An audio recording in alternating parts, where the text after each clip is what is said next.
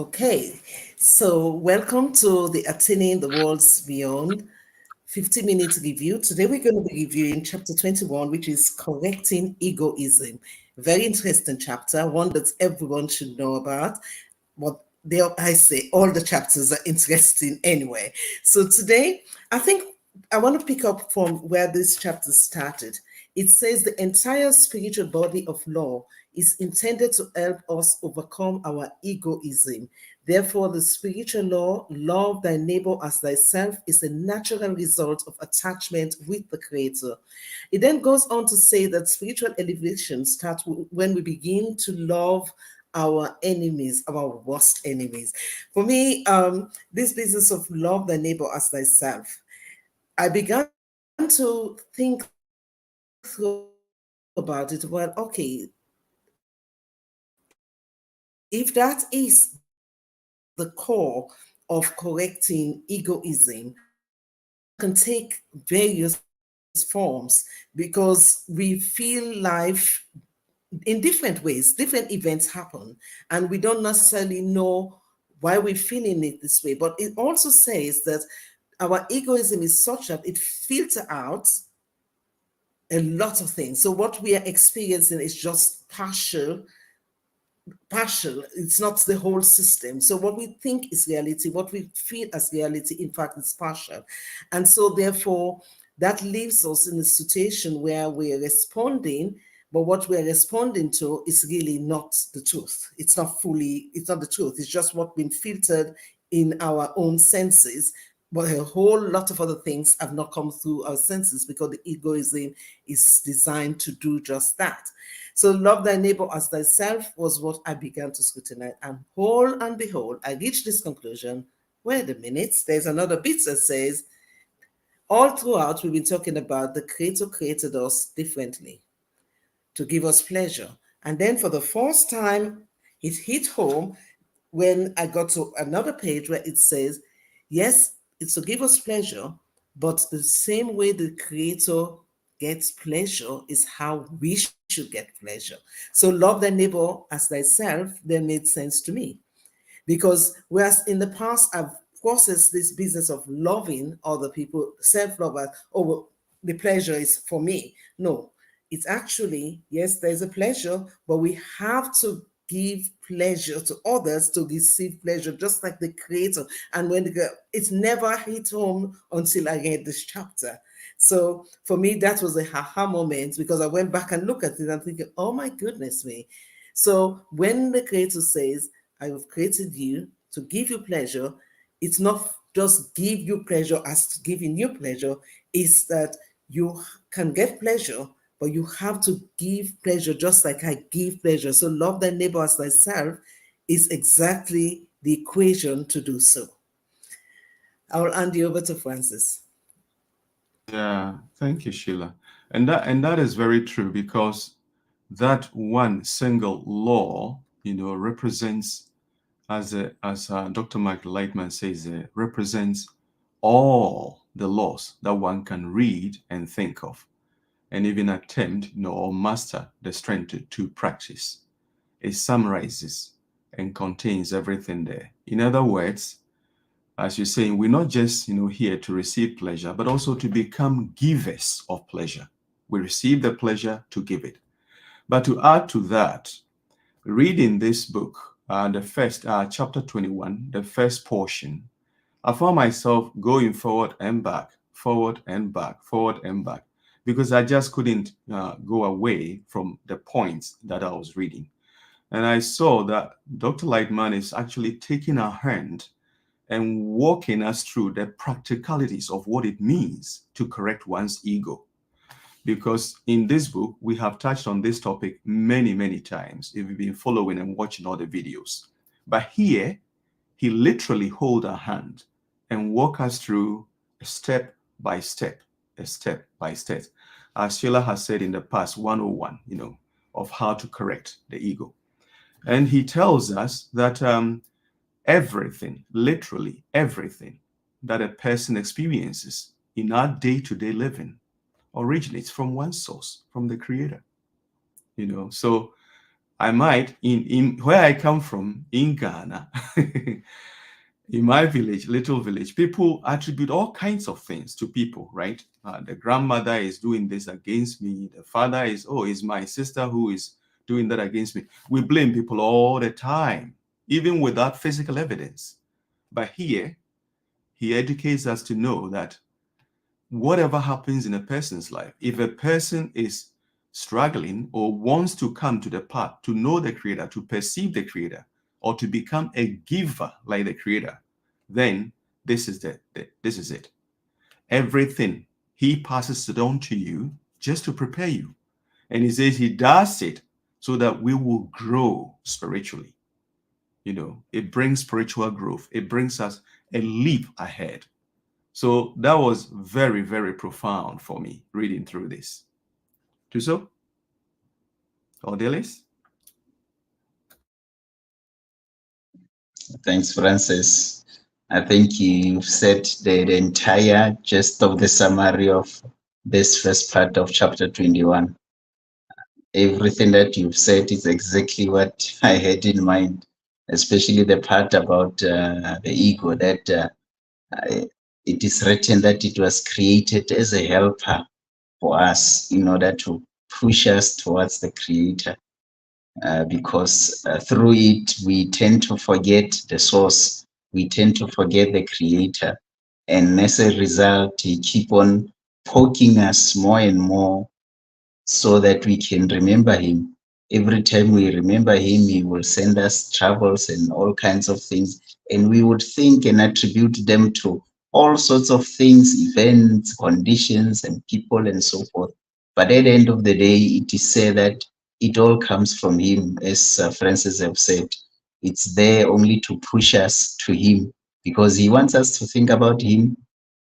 At the same time, he sort of like when a little toddler is learning how to walk, you put them on the corner of the room and let them walk towards you. You call them bit by bit, they keep on walking and so forth. That's exactly what the Creator does with us. He sort of pokes us, pushes us a little bit away so we can build that desire, that strong desire to really want to know him. So everything, as Francis have said, it is said that it comes from him. Even the worst thing that we can imagine, the most despicable things that have happened throughout history or that's happening every day on our lives, it's said that they come from only one source, from him. So I found myself immersed in this chapter. It's so great to say. Delis? Wow. As you were talking, I thought, now what can I add to this? And before we started with the broadcast, of course, we were sharing our impressions a wee bit as well.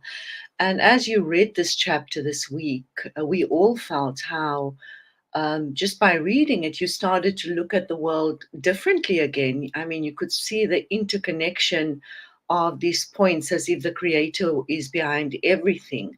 And the more that you do that, you start to remove this I from yourself. Somewhere in this chapter, it stuck. This is the one thing that stuck with me. Somewhere in this chapter, it speaks of the I, that we are consumed by the I, that I am this, this is my beliefs, this is what I do, this is how I act, this is what I feel.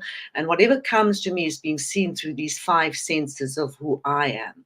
And then it tells you to try and shift this I, this ego out to look at you and have the Creator in looking at this. And slowly, as you start working with the world in that manner, you start to chip away at this egoism and start to instill a different perception, this perception of bestowal that you're trying to do.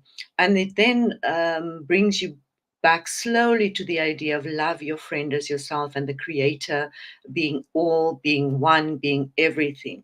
And even the thought of saying that kind of blows my mind once again.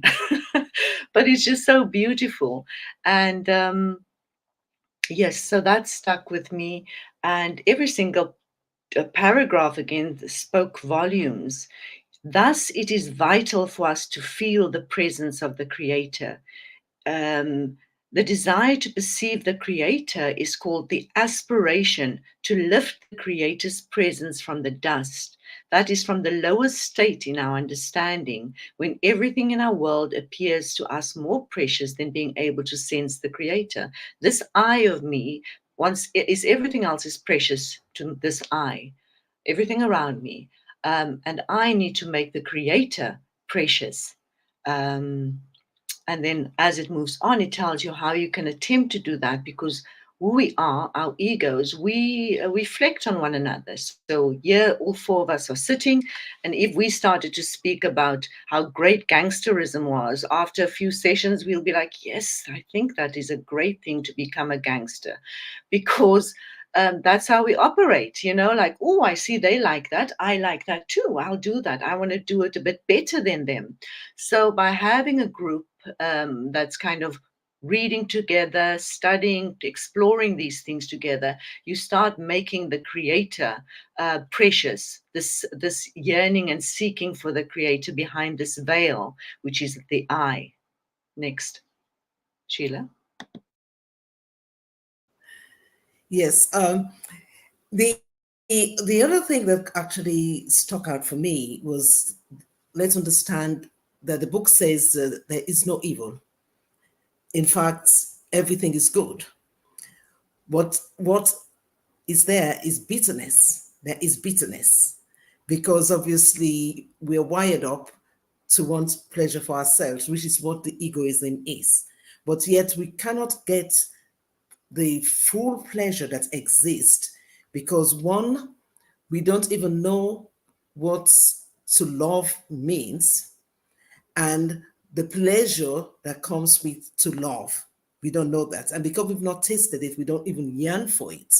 And so therefore, what then happens when the Creator is giving us all these different challenges through events that are happening in our lives, we are feeling them as bitter pill. In fact, we feel them as bad, but they're supposed to be bitter pill, like medicine, to push us towards the Creator, because the Creator holds the answer to give us the ability to love a neighbor as ourselves, which is why not to attribute any of the events to a person is very important, as the book said. But there was this wonderful theatrical explanation that I could not believe I was reading this. It was on page 275, where it describes what exactly the Creator created that we don't really quite understand.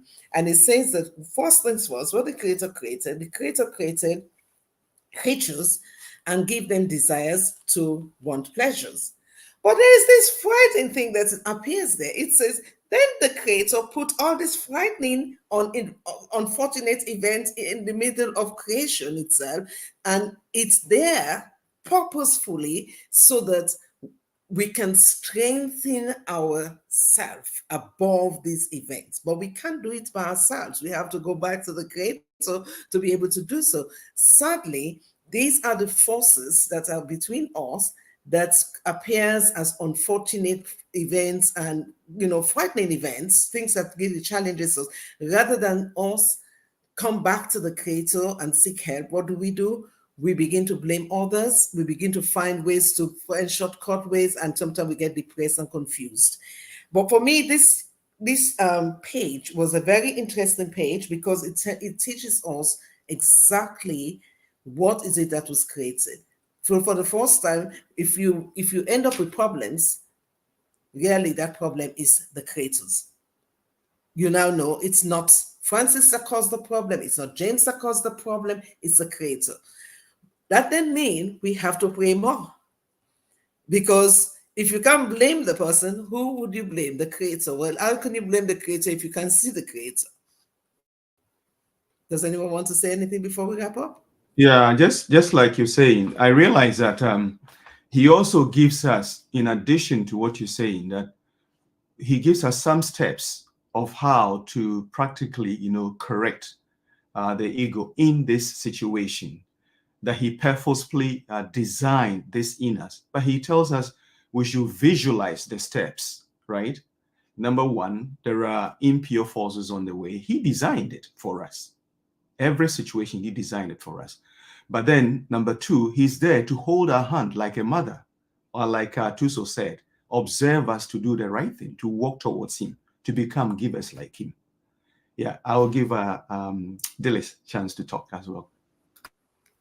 Well, no. I don't think I want to add anything at all except the Creator is everything, and He holds our hand, and it's for us to see that it is for our benefit, so that we can have all these pleasures that He really wants to give us.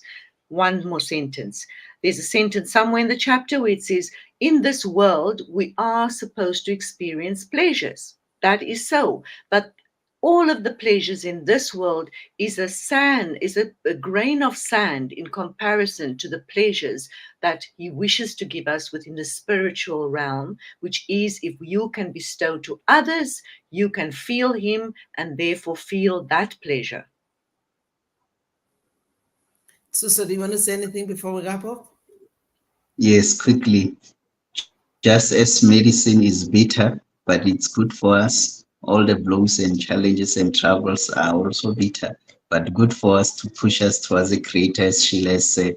Thank you. Okay, on that note, we're going to wrap up. See you next week. We're going to continue chapter 21 next week. Goodbye, Thank all. you and bye. And Bye-bye. thank you for following us.